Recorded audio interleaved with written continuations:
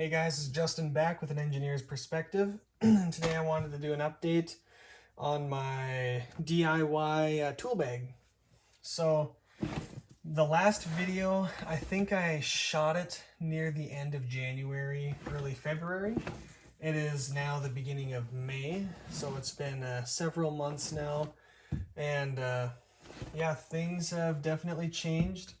If I'm being 100% honest, there's a decent amount of stuff in here that's almost in there just out of vein, just because I don't want to get rid of it because I either just really like that or because I spent a lot of money on it.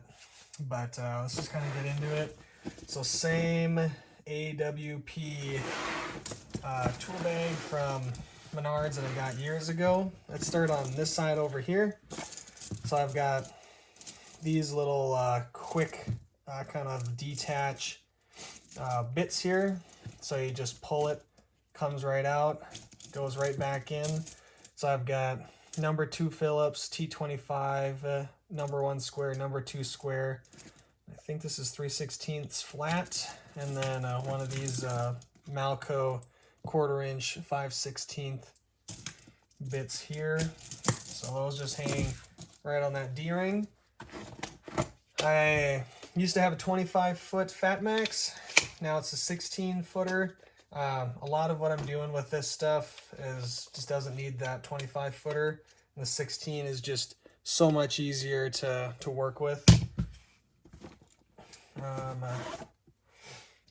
Same SAE Allen keys. Those have been great. Here's kind of a new ad.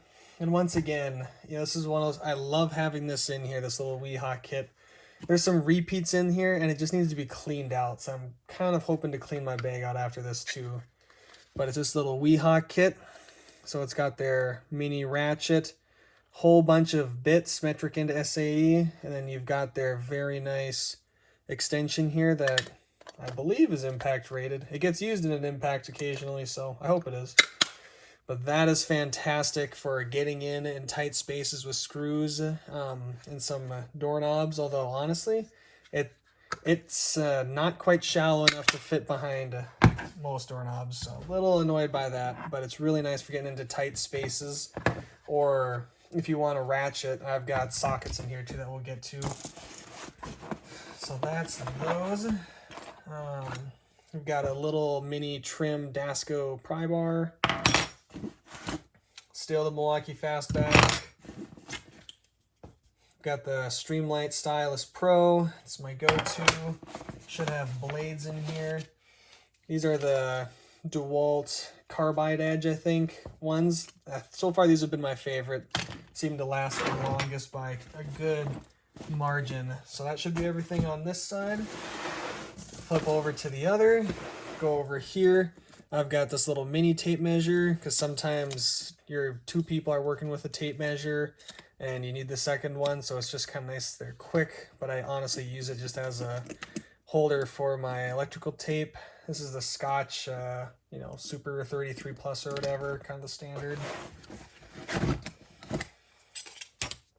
Cutting knife, painter's tool. So on this one here, I keep my 12 gauge pigtails. So I've got actually, all the different sizes. And then in this one, I've got the other one here. So you can see those are in there. So I've got pigtails pre-cut to 6 inches in each of those. Back here, I've got kind of an assortment of things. So I've got these little outlet extenders that you kind of stick there so that the plate on your outlet has something to rest against. So like if your screw and your plate don't suck it in all the way to your like blue electrical box, then these can kind of be little spacers. So there's a bad convoluted explanation of that. Got red, green pass-through, and yellow wire nuts. Those are generally for emergency use. The wire nuts, because I've 100% officially converted to the lever nut. So you can see I've got 2s, 3s, and then the 5 ways. So I'm officially over to the wire nut. It's not perfect because whenever I work on an outlet, I just scoop a handful and have to lay it out, and then I just pick what I need out of there.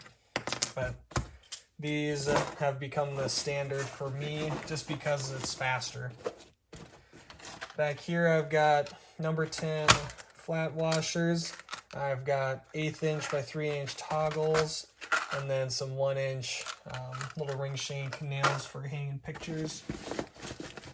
I actually have a little baggie of metal screws back here just to kind of prevent me from having to walk out to the garage. So I'll leave that out. And then here's more screws. So this is kind of my fasteners side. So I've got 1/2 inch number 6 stacks, number 8 3/4, number 10 1 1/4, and number 8 1 1/2. I wish these were number 10s, but I'm not going to buy new ones till I run out. And I do keep some 2 inch. That's not 2 inches, is it? Yeah, it is. So 2 inch construction screws, T25s, back there.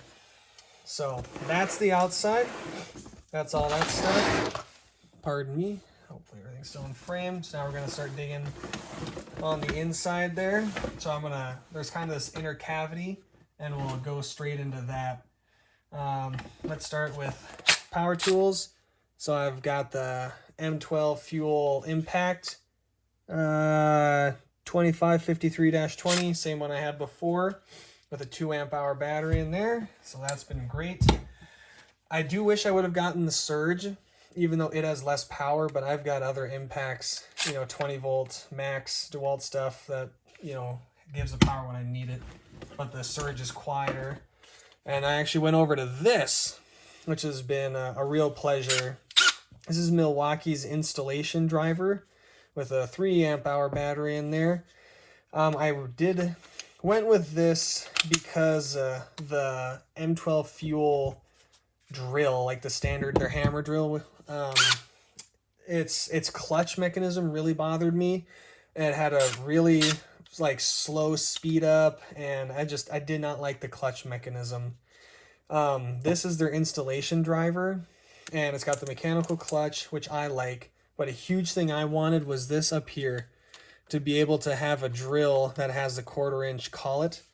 And I'll kind of get into that in a second. And you've got sort of a spot where you can put bits or screws and fasteners. So really like that. And my favorite attachment that I keep in here is the offset. So that's the 1/4 inch. Then this snaps right on there.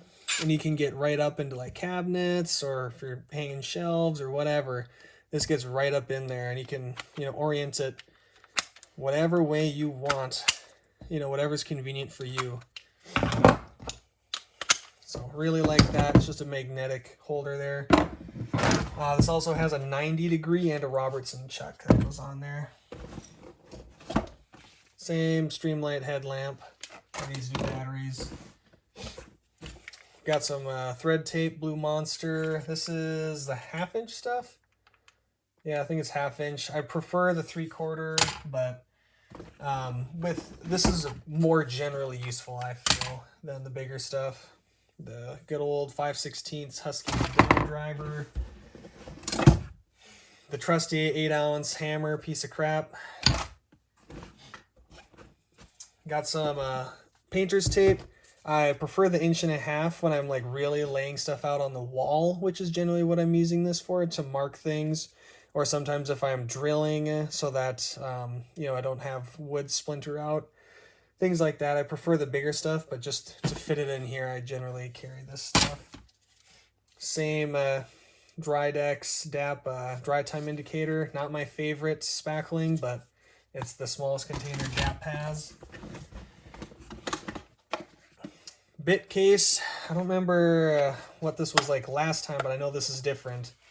So you can see I've switched over to the 1/4 inch or hex shank on all of these bits. It goes up to 3/8, and that was so that I could quickly switch them out in this drill, but also now I can do pilot second hole with both these. I can drill with both my impact and my drill. it's really fantastic to do that. So that's the main attraction. I've got a couple of extra bits in here, mostly the hex kind of Allen key, and then the different torques, kind of the main attraction going on there. That is not it. Sockets, SAE, they're the Makitas, right? Are these SAE? Wow, that thing really went flying. These are, they should be, yep, SAE.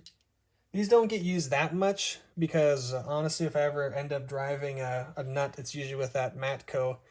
So these have come in to save the day a couple times, but they're not my main users, truth be told. So there's that. 11-inch zip ties. Whole bunch of garbage down in here. Start working from this side. Got Comfort Grip Cobras.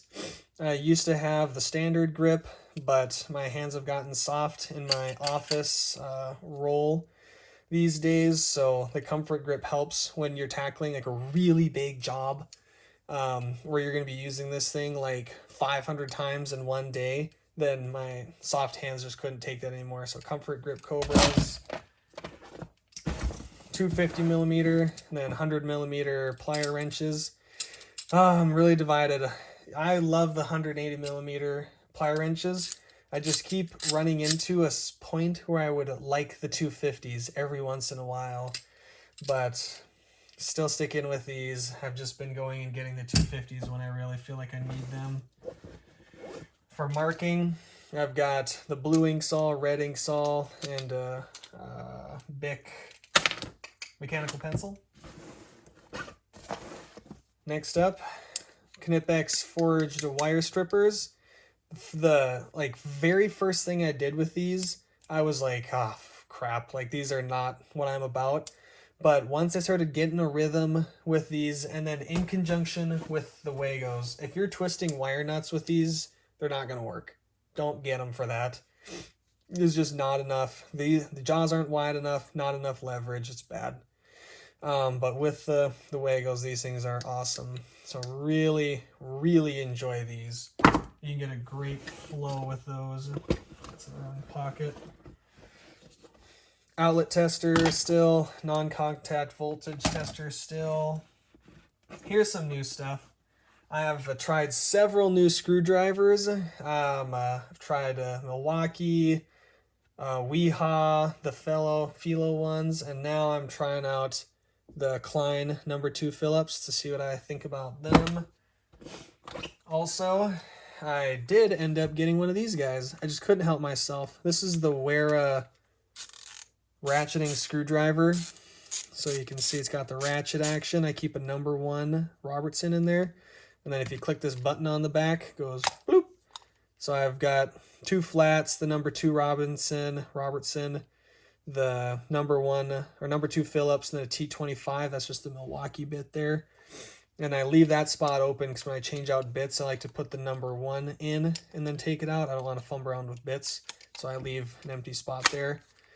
I generally don't love ratcheting screwdrivers, but this gets used when I'm trying to be quiet, generally early in the morning or late at night. So that's the No. 1 reason it's in there. Oh yeah. Stabila torpedo level. I loved the Klein level, but once I experienced Stabila, I was sold. I couldn't go back. So Stabila there. Over on this side, I've got a little tiny Empire combo square here. So I just have this little one because I would like to pull the ruler out and use the ruler by itself. Also very good to use just when you're trying to lay out, like you're trying to hang something from the bottom of a cabinet, like lights or just whatever. So just kind of for laying stuff out like that. I don't use the level feature in here because it's not that great. I could use the square part as a square, but generally this is what I've been using as a square. And this is definitely just because I want to keep it in here.